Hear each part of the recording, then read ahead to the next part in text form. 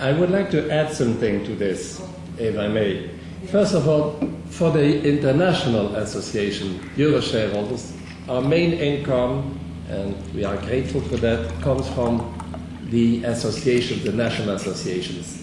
The most important one is Sweden. But we also have, for instance, UKSA, United Kingdom Shareholders Association. They give a lot of intellectual help. For instance, all our papers, all our letters are corrected by Stan Grierson here, so that we never have text. You can see the annual report is all corrected by Stan Grierson, and that is an intellectual contribution. Second remark I like to make, since we are small, we have to be smart, so we have 2 Polish assistants from the University of Katowice that are paid by the Leonardo da Vinci program of the European Commission. So that is essential for us. Another factor, myself, for instance, that I am not paid. So we have other income, so we survive that way. But altogether, what is the purpose of our activity? We absolutely want that all our general assemblies, all our meetings, that they are at least of the same level as the meetings of organizations which have very high financial means.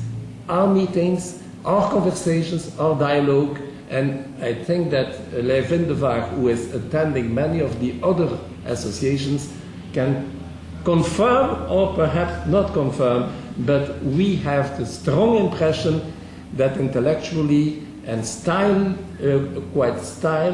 it is absolutely not less than others. So, with the means that we have, I think we do a maximum. What we do not have, we have no sponsors so far. It is a kind of a choice between being independent or rich. And we have chosen to be independent. It is the difference between the dog, who is in fact fat, but on the leash, and the other animal who is free, like Euro shareholders. Še za gospoda Noviča bo izgovorila Polnika, imam eno vprašanje. Omenili ste, da se zanimate, oziroma da vas če dalje bolj zanima, tudi kot male delničarje, recimo pa vlagatelje slovenskih kapitalskih, da ste imeli kaj konkretnega v mislih, recimo panoge, v kaj se recimo splača vlagati, karkoli.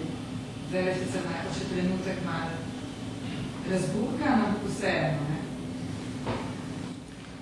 I was indeed very impressed, as from the beginning of the changes, by LEC, for instance, a pharmaceutical company.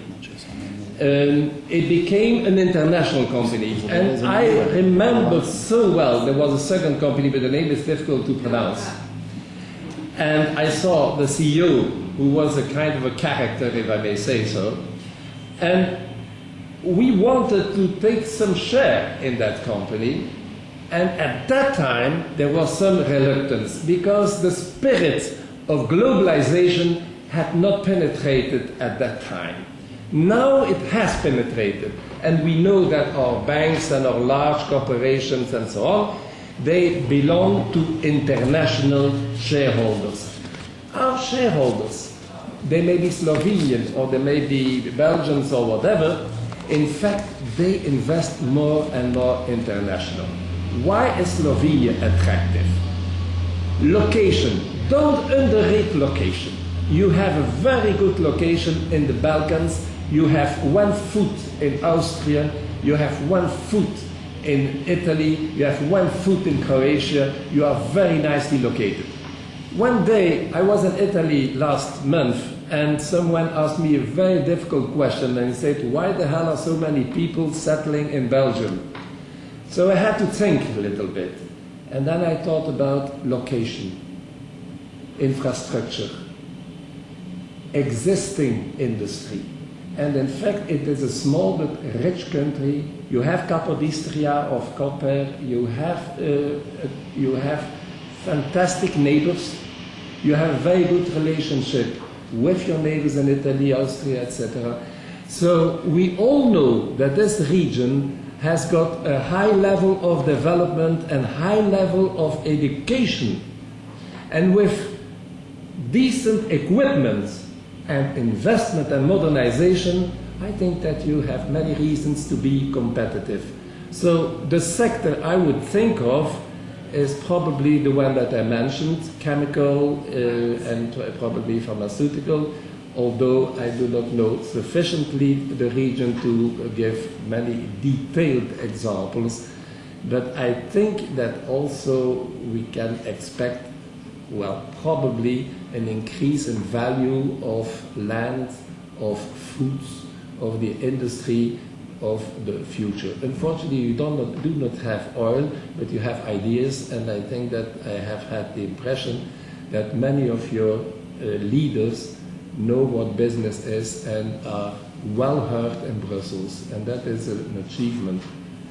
I also like the fact that in this country that you do not have too high unemployment, and I think that when we see where the industry is located, they are looking for education and for other companies with whom you can combine production. You can also the cars that you produce, or what Clio or whatever, I don't know the names, but in fact it is also attracting car assembly, and therefore I would say location and educational level. That is what I think is to be mentioned.